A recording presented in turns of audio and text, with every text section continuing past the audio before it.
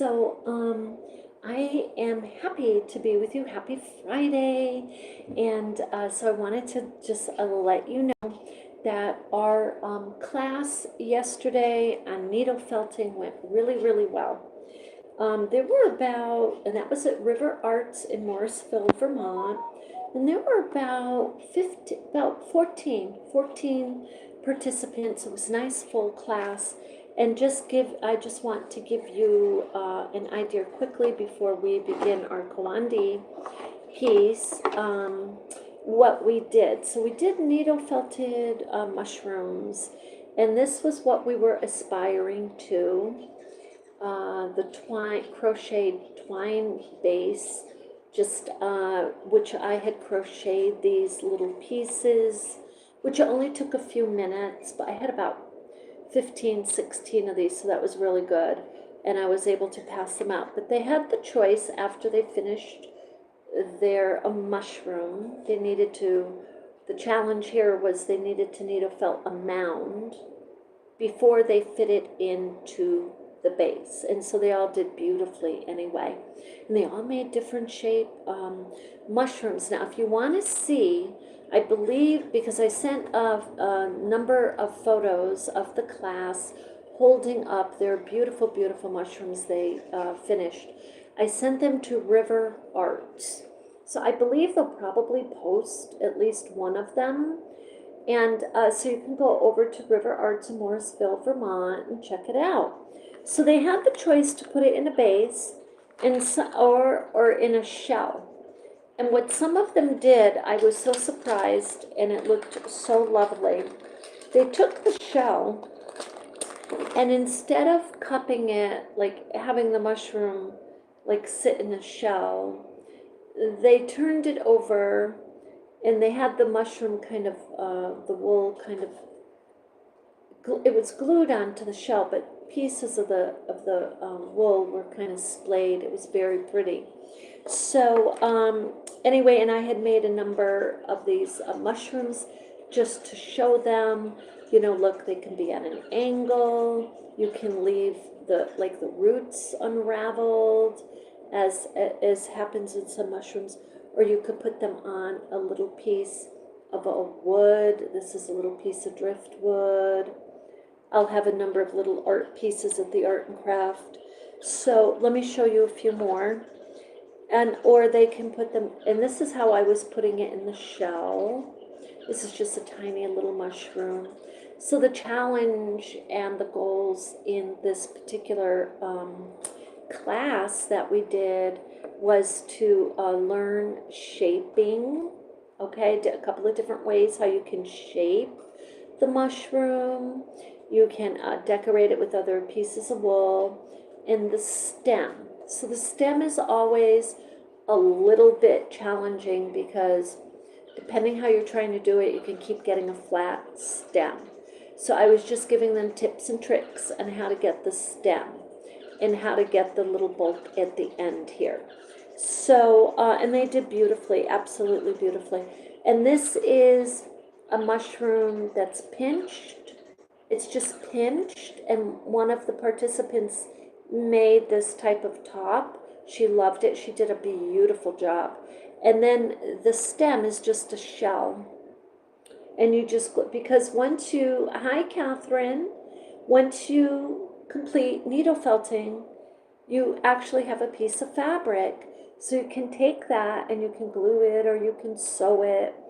So just to share one more thing with you, if you make a mushroom and you're making it into an ornament and you are sewing the top part, just make sure you're grabbing the stem also, because if the sewing needle is just sitting through the top part of the mushroom, it could pull up, it can pull it off of the stem in time. So just catch the stem too. So I just wanted to share that with you. You can get little bags of shells like this at the thrift shop all the time. That's where I got these. So I was able to really share a lot of supplies and let them keep what I gave them because I'm getting everything thrift shop, and that's the way to do it. Very few things if I have to buy something, it will be on sale. So this is the larger of it. This is my favorite right here. So we're going to, now what we're going to do, thank you so much. Yes, I hope everyone's doing well out there. So a couple things that I got. I got this for you. No, actually, I'm sorry, I'm good. What I mean to say is I got this, I'm using this for you. My son had gifted me with this. So this is a dry erase board, right? So I figure one of the super simple ways to kind of bring you along with me on some of these things and some of these projects might be to provide a visual as I'm talking with you. So, for example, for today, we're going to do Kiwandi. So, this is how you spell, just so you know, I mean, some of you may already know. Kiwandi inspired. Okay, and I call it inspired because I'm not using all the authentic techniques to construct the piece. I'm pulling different pieces from it. So now what you're going to need is scraps of fabric, and it can be from 2 to 3 inches or 4 to 7, depending on the base that you're using. And your base is what you are sewing onto. Okay? The base is what you're sewing onto. Okay? So this is our base. Right here. It has a cute little design, but it's okay that the design gets covered. Okay? And so basically, and you're gonna need this. This is what I use. Now you can use this. It's crochet, it's called lacy crochet thread. I kind of wrote that a little weird. I'm going to say or sashiko thread. Okay? So the lacy crochet thread, that's what I'm saying. And here is sashiko thread. So either or of those will work. And you can use blends of fabric, or you can use organics. Okay? So you could use blends or organics. So that's, I just wanted to do that. I thought that might help some of you know what we're doing. So let me show you a couple little things here. This, if you want to measure, like all of your things, you certainly can. I don't even know if this works, to be honest. I think this is really a paper cutter. I do. I think this is a paper cutter, but I do think it can be used for some light fabrics too. So, but you can measure if you want to. So I'm going to put this down. Well, first I'm going to, and I want to share something with you. This morning, if you're interested, over on one of my other channels, Vermont Sun and Shade, I found a website that I shared over there on finches. Okay, now for you, I got to tell you right now, I have to do it. I have to draw a whole series of these guys. I could not believe how gorgeous all the different finches are that are out there. They're just phenomenal. Now, many of them are what you call they're nearly endangered in the wild. So there's some of these countries are not allowing these birds to be exported anymore, and but they are thriving in captivity. So I wanted to share that with you because as an artist, I love birds, and some of you might be out there who absolutely just love wildlife, and that's what inspires you. And I get extreme inspiration from them. So a couple things I want to share with you. Now, I wanted to come on here and do another um, sewer's book, sewer's needle book with you, and almost did that, but I've got a couple other things I need to do today. So I said, well, you know what, look, I have this piece. Now we're going to design a piece. I'm going to put this down so you can see what I've got in front of me here. So I've got, if I can move that, hopefully that's enough. Okay. So I've got this piece. Look, it's missing a piece here. Let me just do this. We're going to sew this a little bit more together in a few minutes. But look, I have all of this fabric in here. Okay, so I want to fill this. These are older fabrics. You can tell the theme. If any of you have been with me a while, you can see the theme of this is pretty much some familiar fabrics that maybe you've seen, okay, here on this channel. So let me just get that little piece filled right there. And this is not going to even go with the theme, but it's not going to go with it because this is a whole new round, but it doesn't matter because that's what this is about. It doesn't have to go with it. And you can trim them, yes, if you want to. So I am just going to trim them. Okay, so let me just leave that like that for a few minutes, and then I want to talk to you about how I started it, and then we'll sew a little bit on that one. So this one is, let me go get my tape measure. I will be right back. Okay.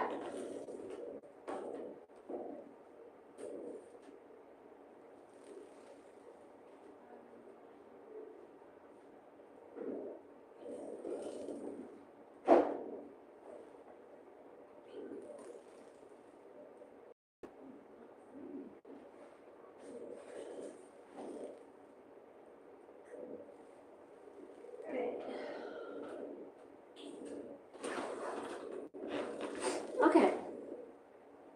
I'm not able to find my tape measure. I was taking everything apart that I had in the class last night, but that's okay because I do have a measure. Right here, actually. And this is about, okay, so this is going to measure, this actually, believe it or not, is actually 6. It's probably 6 by 6. Yeah. This particular piece we're going to work on and design on is 6 by 6. So this one's just slightly a little smaller, so it's probably 5 by 5. So these are the sizes that I'm using to make little, what I call mini wall hangings, and with the scrap fabrics. And you can make little designs and like that. Now we're going to do Kiwandi, and I'm going to get some small pieces because you can use a larger piece. You can use 10 by 10, 12 by 12, you know, and now I am sorting out all of my flannel pieces to keep and use for the little sewing books that I'm making. Now, I'm going to tell you, I love to focus on the flowers and the butterflies. So we're just going to put a bunch of fabrics out here. And there's the butterfly. So I'm going to focus on flowers because I just love them. Well, I guess we can put some butterflies. And I love the reds. They always make whatever you're doing just pop. And they just do. So, okay, we've got that. And, okay, and this is a small piece. It's only 6 by 6, so we kind of want to keep that in mind. But if you want pieces that are going to make it pop a little bit, this might be a little bit better. This one maybe is more for a crazy quilt. And then we got purple. Okay, so let's just kind of get some small pieces here. and so we can create our design. So now I don't cut the whole piece up, and you can do this any way that you want. You can put a piece in the typical traditional authentic way that the Kiwandi pieces are made by the city women in India, is they do put a piece and sew. They put another piece and sew, and another piece. That's how they do it. I tend to go all the way around and lay my pieces out. And is it bulky sewing it? It is. It is. But when it's a small piece, it's not so bad. So, and I think I started doing that simply because I wanted to share with my viewers pretty much how to lay this design out. And I felt like if I had done piece by piece, that it would be taking like a super long time, and you'd be like, oh my gosh. But we can do it that way too. And the only difference that would be making is we're coming back, weeks later, because laying these pieces out is, and let me just put it this way, you put one piece out at a time and sew it. It is definite. I mean, let me put it this way. The city women in India, when they make a Kiwandi piece, we're not talking about a week or a couple of weeks or a month. We're talking at least a year. I'm not kidding you. And the pieces, they're making quilts that are absolutely huge, but they're gorgeous. So, okay, you're talking a year, okay?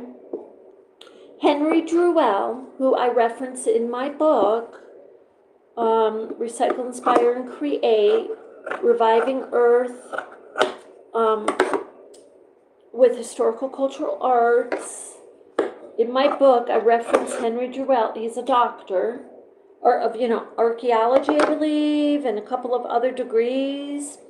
He has a few degrees, and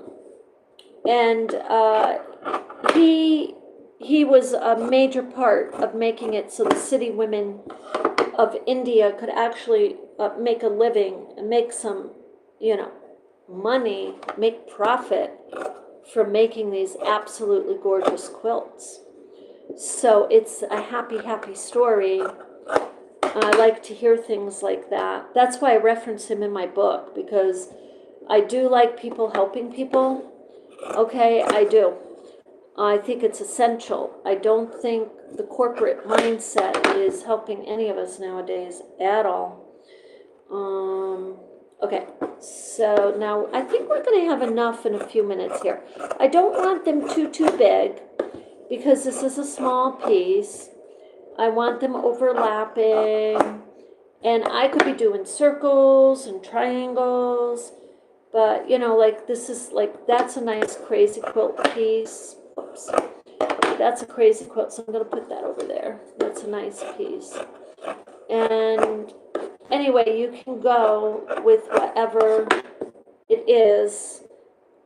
And I say, you notice that I am always really looking for the floral prints are bright.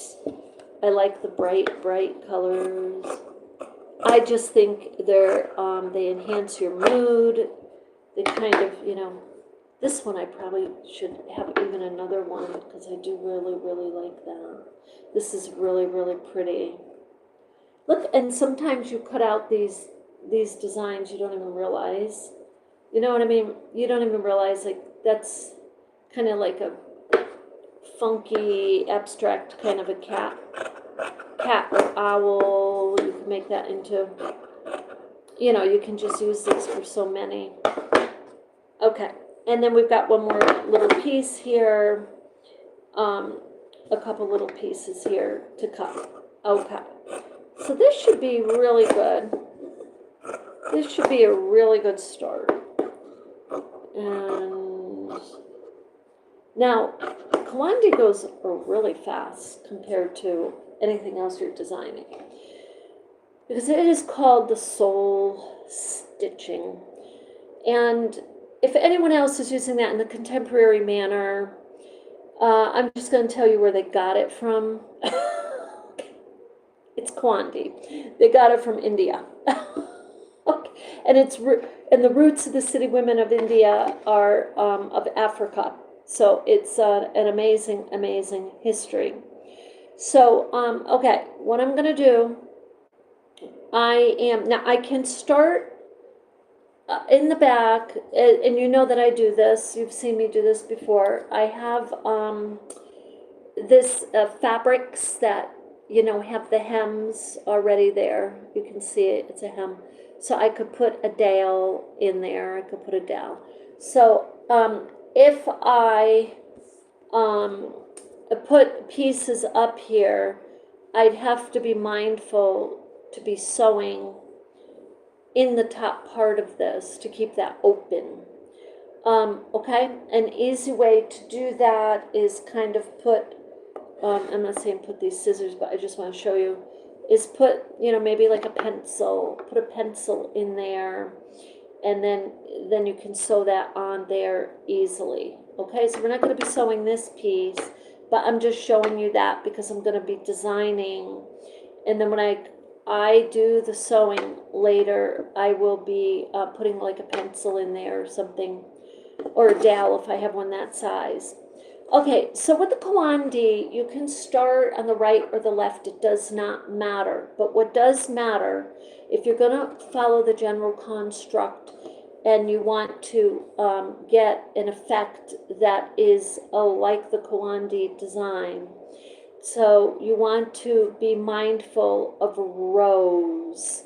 And some of you who know me know I emphasize that these rows that you're doing are facing you. If you do not have them face you and you just kind of like that, I guarantee you, if it's a piece any bigger than this, you will get lost on your rows, especially if it's 5, 6, 7 row. So what I do, I'll show you what I do. So I'm going to design this row first. Now, a lot of people will say, stay flush. In other words, what they're talking about is keep your sizes about the same. Let me just move that one for a minute. And they're saying keep it flush. In other words, have them be about the same size. Now, I feel that certainly you can do that, and they do that in the traditional Kiwandi also. But they also just use mindfulness or soul, what they call soul stitching or soul designing, and they pull the piece that just really, for lack of a better way to explain it, and artists will understand this, that is speaking to you, that the energy feels are really good, like you really like that next piece of fabric. And that is the energy put into this beautiful, beautiful art form. Okay, so I'll just pull this one, and if they just so happen that they're about the same size, that's great. It doesn't have to be, because I tend to use different sizes. That's just the way I do. But we'll see how we do with this one. So you see I'm going straight across, and so far I'm just overlapping. Now you can overlap, or if you decide that you want to underlap, you can do that. But you do want to keep it at least like 1/8 of an inch to an inch. You know, you want to give it a good under overlap. Because when you sew, if this is too close, and this happens, it happened over here on this piece a little bit, I'll show you in a minute. But if it's just next to each other when you sew, it'll pull apart a little bit like that, and then your background is kind of sewing and it doesn't look like it's really together. So I'm doing that. Now you notice I'm at the end, and I could place another piece here. I absolutely could. I could go like this. That one's cut there, so you know what? It's causing an issue. Hold on. I mean, it really is there. So let me just do that for a moment there. I mean, I could figure out a way to maneuver it, but for showing you right now. Okay, so that whole row is complete. And this was a teeny tiny little piece showing. I picked a larger piece to cover it. That's perfect. Now I'm going to turn it this way towards me. So now this row I'm working on is towards me. And let's see here. I want to, I'm just kind of going after the purple. I just love that. So I'm just going to put the purple there. Okay. And I'm picking this piece. And let's see. Now you see here, I have a teeny tiny bit of fabric fabric of the base showing. So again, I can pick a piece like this. This is very long. I can decide to cut it and just use part of it. Or I could have left it that long. So now I'm done with that part of the first row, and I turn it towards me again. I see that this is already covered here, so I'm just going to focus on the next part. Okay, now this is where people get really mixed up, so I'm just going to point this out. Right here, you see that tiny little space, and people think, oh my God, I've got to cover that, and so they start going like that. You do not. You do not. That is easily part of the second row. So just, you're focusing on the immediate space after your piece or your next piece there. So if you have this like that and you don't like it, yes, of course you can manipulate it and move that back and cover it up. But once you start that, now you're covering up and covering up and covering up. Whereas if you just leave it the way the design is evolving and based on your scraps, leave it, you will find in your next row, you will find a piece to cover that. Now the other thing with Kiwandi, some people fold their edges, especially on the first row. I do not. I just stay with the Burrow method. So I'm improvising just to let you know. Okay, that's why I call it inspired.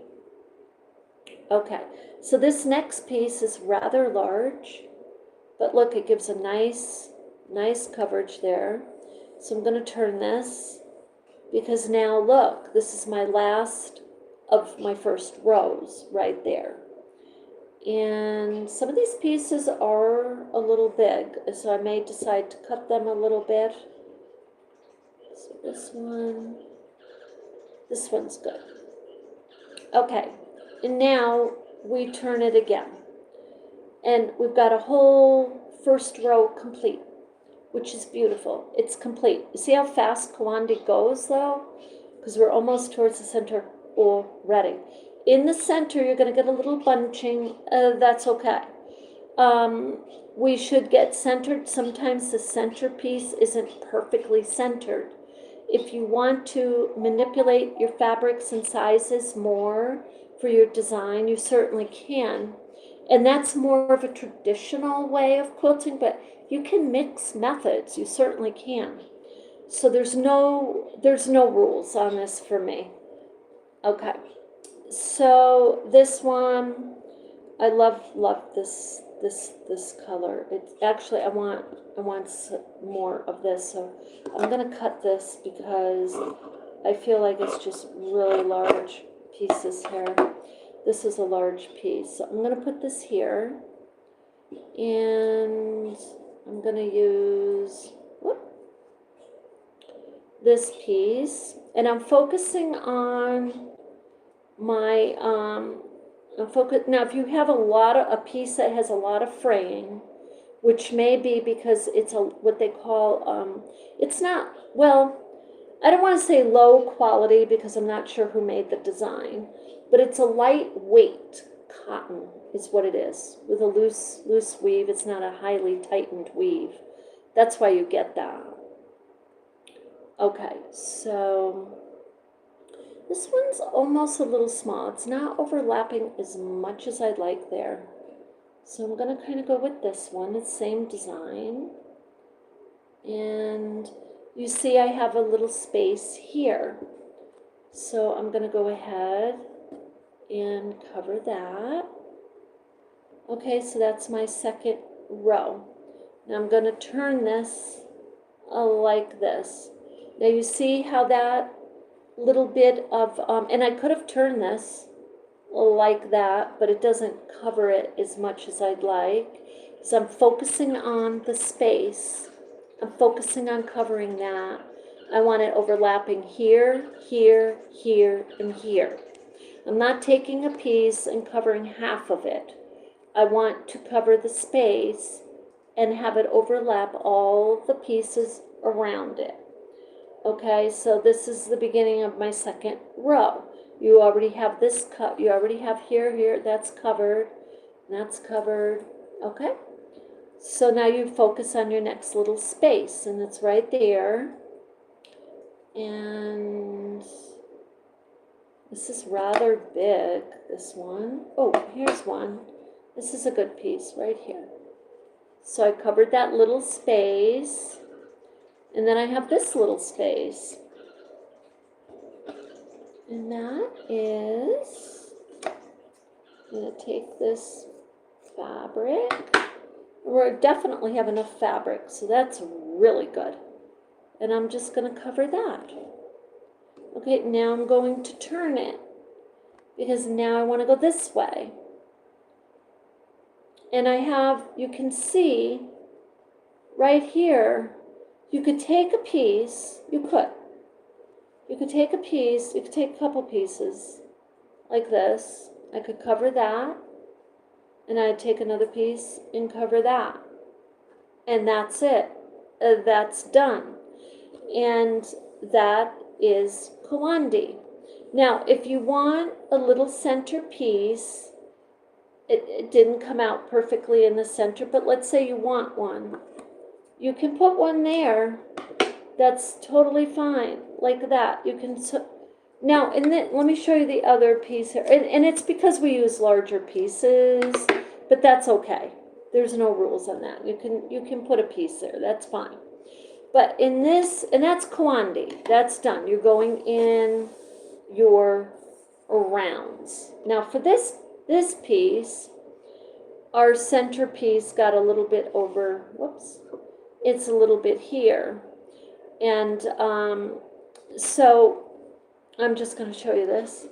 I started to sew, and I just sewed around the edges first.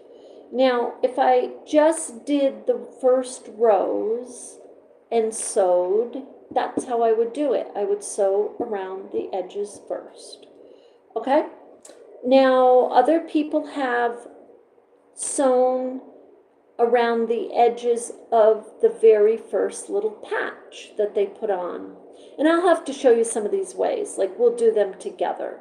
And then they sew the next little patch. Actually, we did do a video like this. And then another little patch, and it is a very nice effect. It's a very nice effect. It's different. Okay, so now I have some needle and thread here. And I'm just going to, because I just want to show those of you who are interested, okay? So you did your first round of your Kiwandi running stitch, your visible stitch.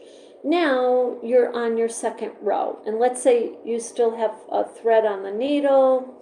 So you're going to, when you end it, you end that first round of stitches, bring your needle up. You're going to bring it up. You don't want to go down. You're going to bring it up through from the back, because you want to pay attention to your spacing. You want it about a fingernail space between your first row and your second row, at least initially to do your rows. If you want more after that, and I've done that, I've gone through and I have definitely added rows. Okay, so now I'm just going to hold this up just because it's a little easier for me. So now I'm doing my sashiko stitching and I'm just going straight through. Okay, so you gather a few of your stitches and you push that needle. Okay, you push the needle through. I always keep this towards me. Again, just like when I'm doing my patches, and it just allows me to sew in a way that's comfortable and it is not hurting my hands. So I have shown people, and I'm going to show you this in about 2 seconds, when they first start, and I was showing people this in one of my classes not too long ago. It's difficult for some people when they start. So they're trying to hold it and they're trying to stitch and they're having difficulty. If you are, lay the piece down and until you start getting the idea, lay the piece down, hold it down, and then just gather a couple of stitches that way. Now here we are, before I go any farther, so here we are very quickly now coming to getting ready to turn our little stitch, our row of stitches. We're getting ready to turn. You want to pay attention to that. So again, just use about a little fingernail space between the rows. That's all you need really to do. And if it's not perfectly precise, like right here, we can turn here. We can definitely turn.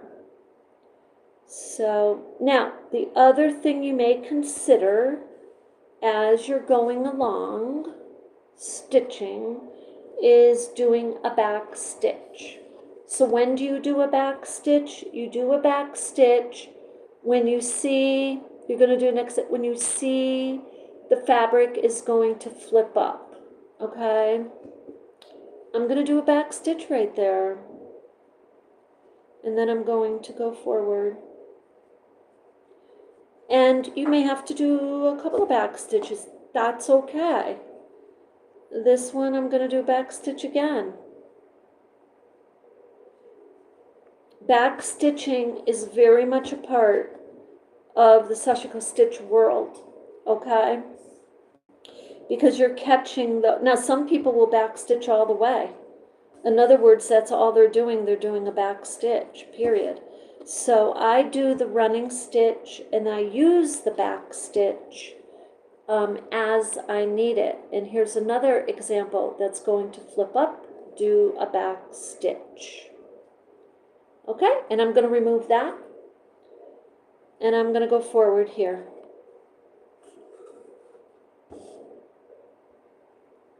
There we go. Okay, so now we're being mindful that we're coming to the fact we're going to turn down here near the butterfly. We're going to turn. So I'm just going to do a couple of stitches here. And we'll bring that.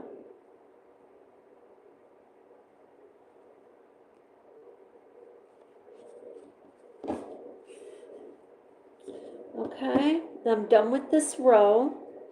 Now, what happens if you go past that and you go all the way to the edge? It's totally fine. You can pull out your couple of stitches there and then resume your stitching. So I'm going to turn this way towards me because now I'm going this way. And I'm going to pull that pin out. You just pull those pins out as you go along so you do not get hurt there. So this is another example. Here you go, is another little back stitch. The back stitches will become very, very, like you'll just start doing them. You know, they'll become automatic to you. And a good way to practice this is if you get some material that has the grids or the checkers or the squares or the buffalo, checkers. That's a really great, like this one right here. It has and just use that as like, just on a 5x5 and just stitch on that. It really helps you kind of gain a little perspective there. Now this one, I can go one more, and okay, so now I'm going to turn it, and then we'll have completed our second row. So, oops, and I'm going to come up here.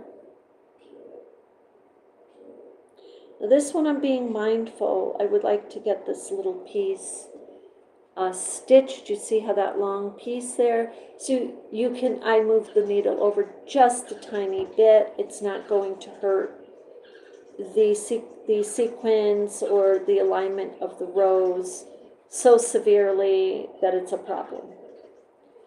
And even if your rows are not even, just go back and in between those rows, add a row. It just creates the illusion that everything's even. I can't explain how. I just know it does. Because when I was first doing this, that's kind of what I was testing out. Okay. So here we are. Look how fast. I mean, it's not the fact that we're going fast, but look, it is. It does definitely move quickly. Okay, it does. I mean, there's just no way. So now, let me just show you here. So now we are coming to the end of the row. I've got enough thread to show you. So what I'm going to do is right here, I'm going to do a teeny little back stitch, just a little one, like that. Okay, so I've completed going around. So now I'm going to start it down here because I want space from, or maybe that's too low. We'll start here. We'll start right here, actually. I want space from the side of that last row and from the top of the last row. You want space. So to start your next Kiwandi row. So I'm just going to start like that, and I'll show you in a second what that looks like so you can understand. Okay, so you see right here? You see? That's what I'm talking about, your space.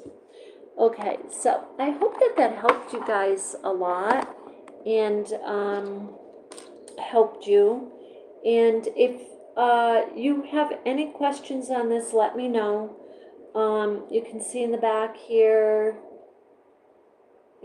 basically if it causes any confusion at all, think like this.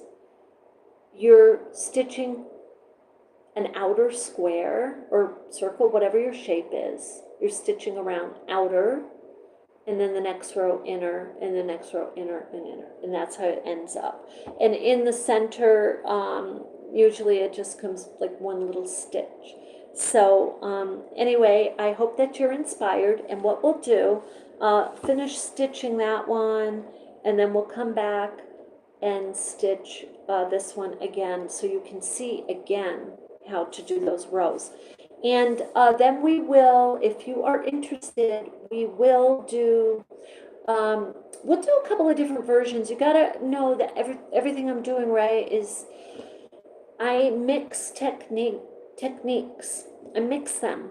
And so I'm sharing with you like how I do it. But we will definitely do another one. I'm gonna bring out the piece and show you. The piece that we worked on is, I believe it's Boro. It's, and I stitched around each piece of each patch as we laid it down. So we'll do that again. And anyway, with that, I hope you have an absolutely beautiful day. Let me know if you have any questions or suggestions. And we're going to do a meditative video soon too. And I think what we're going to do is a chakra junk journal. We're going to do a chakra junk journal. How fun is that? So very soon now. Could be tomorrow. So anyway, with that, you have an absolutely beautiful day.